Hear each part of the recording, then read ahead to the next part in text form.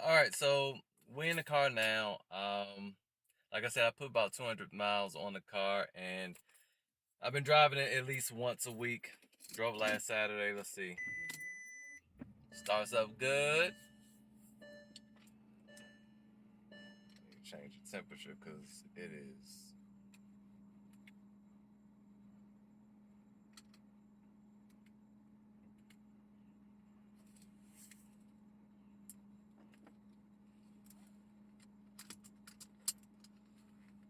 So, like I said, the only malfunctions or issues I have right now are the windshield wipers, and then also there's an issue with the key.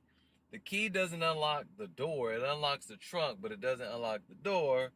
And for some reason, the buttons don't work.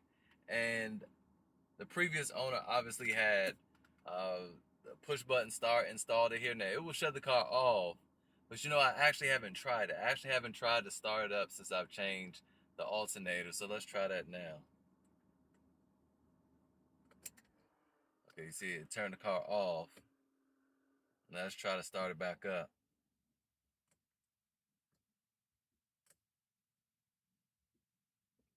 Nah, it doesn't start it up at all. Oh well. So the push button start doesn't work. Stop works fine, but start doesn't work. All right, so let's take a quick trip. I gotta go to the store. I don't remember which one.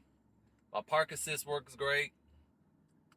The rear shades, everything works great. Sunroof,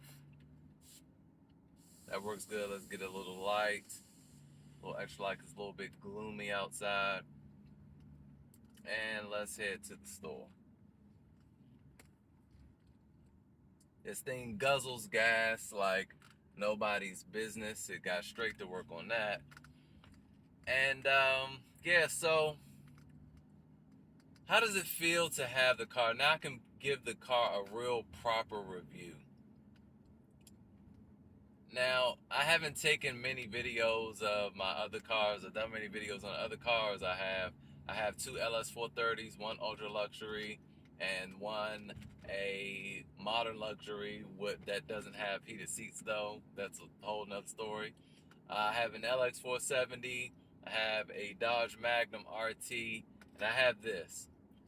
And while I'm very used to the Toyota products and their reliability, I can't really say that this is unreliable, but I will say there were a lot of things that were done with this car that didn't make any sense. Like the overabundant use of plastic.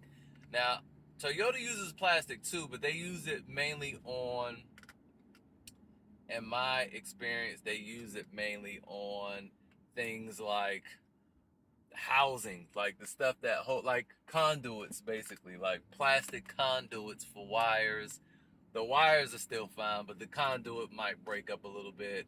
And then we have just little plastic holders where the stuff might dangle now if that breaks over time. But not Volkswagen. What they did with this, they decided to use plastic for hoses. Lots of hoses were made of plastic.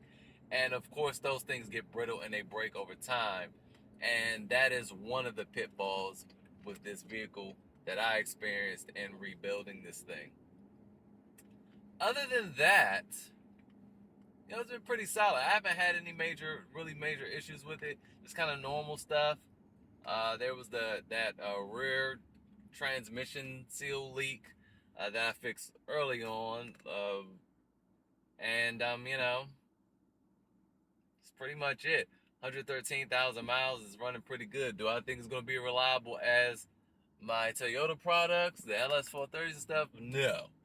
But my gosh, does this thing drive better? I mean, when you drive this thing,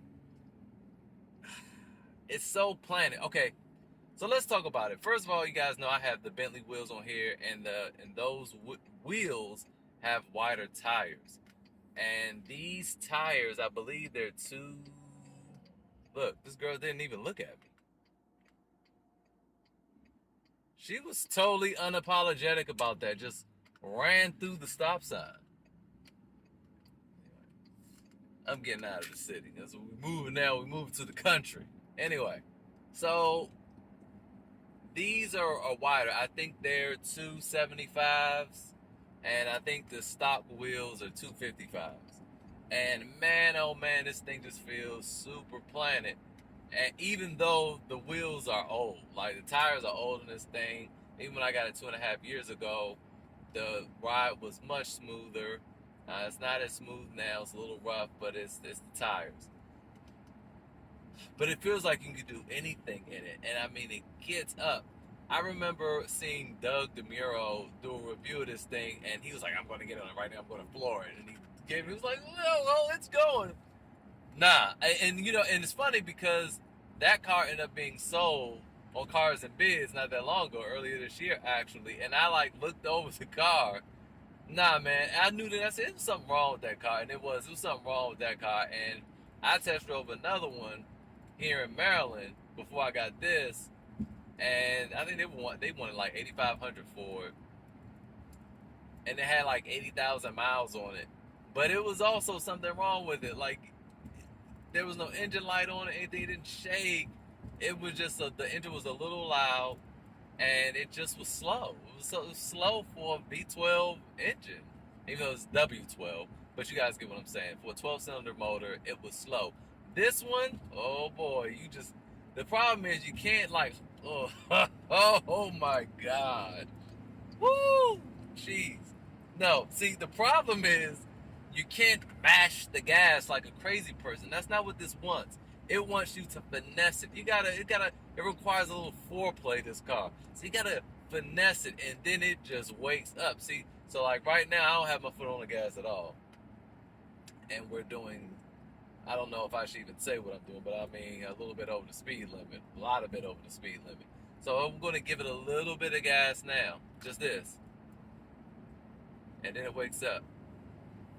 There we go. And if I give it a little bit more, no, I don't need to. I don't need to give it a little bit more. Oh, okay. Just keeps rolling. To the triple digits. Jeez. It's fast. Anyone that gets in this car and says it's not fast is crazy. It's fast. And it's so quick now. It's big and it's heavy, yes. But it's so planted. And the way, like the seating position, it just makes you want to drive it. Your arms, so I don't drive with two hands generally, but this car makes you want to drive with two hands, proper hand positioning. I don't even know what is this, like 8 and 5 or something like that. That's what they teach us here in Maryland. That's how they taught us, 8 and 5 or something like that. You know, most people say 10 and 2. Nah, it was like 8 and 5 here. But it's like it just makes you want to drive properly. The seating position, it curves your shoulders, it hugs you. I mean, the seats are really comfortable. It's a comfortable car. I mean, it's a great car to drive. I look forward to going on Sunday drives in our new country house. But sadly, I don't know if I'm going to keep it though. I don't know. I definitely know my plan is to keep this to compare it to all the cars I have. I'm going to do side-by-side comparisons. I know I've been saying that for months. There's been a lot going on. But I'm going to do side-by-side comparisons with this and the LS 430 Ultra Luxury. And I'm going to do the best that Volkswagen had against the best that Lexus had. And I feel like that's a more fair comparison because they're both 2004. I mean, look at this. I'm not going to hit the gas and do that, but jeez. Then what we're also going to do, we're going to compare it to another Toyota product. I have to wait until next year though, and that is going to be, well, the goal is to get a Toyota Century V12 and compare the two. Now, I don't want to just sell this and then go get a Toyota Century, because then it'll be like, well, I think I remember the Phaeton being like this, but no, I want to have them side by side, drive one, then hop in the other, and give you real good, real solid comparisons. Now, ooh, it just wants to go. It just pulls. Ooh, it's so good. It really is. I'm low on gas, just like, just like that. Well, it tells me I'm getting 12.2 miles per gallon, which is pretty good. And I'm not driving normal, I'm driving a little more aggressive. But yeah, you guys, it's a great driving experience. I think I know something wrong with that car that Doug drove. And what else can I say about this? Even the steering is so just solid. It's not too loose. It's not too stiff. It's just right. Anybody can handle this car. It's a big, like a submarine of a car, but it's easy to handle. It is just so good. It's so good. I wish I could go back in time and I had the money to buy one new. I mean, I could just keep up with the maintenance on this and just see how long it lasts. But I don't know. It's kind of one of those things. If something breaks, you're tempted to fix it because like, well, it's just this, and it should be good after that, and it's just this. Another thing, the other day I forgot to lower. I had raised the car up for some whatever odd reason. I can't remember why, and I forgot to lower it. And then I got on the highway, I got up the speed, and then it just came with now lowering vehicle. And it's just really intuitive. Everything in this one is working fine, very comfortable, like I said, but it does have its drawbacks. One of the main drawbacks for me is the car is so big, but it's big for no reason. Like, let's take a look at this. For instance, take a look at this armrest. I mean, it's not much to it. You can't really get anything in there. And you see, okay, it has some gum and it has two things of hand sanitizer. And, these aren't big bottles. This is 3 ounces. It's not a lot to it. Even for the glove box, which is super finicky at times. You have your nav disc and you have your CD changer. And that's some Bluetooth stuff that I haven't messed with. But it's not a whole lot to it, especially once you close it. You lose this room. Like when you open it now, it looks like it's big, but this is in the way, so you can't get a lot in there. And the back seat, you have plenty of space back there. But even that armrest, I mean the armrest in the back, like with the LS430, I mean it's a cool box back there. A little bit of a refrigerator, but that one is just the trunk. And there's no sunglass holder. The car just isn't really, it doesn't really cater to the user that much, and that's kind of my gripe with it. The pockets in the doors are really shallow. I mean, it's a car to be driven. That's it. It's just for the driving experience. But I'll say this though, the driving experience is very, very good.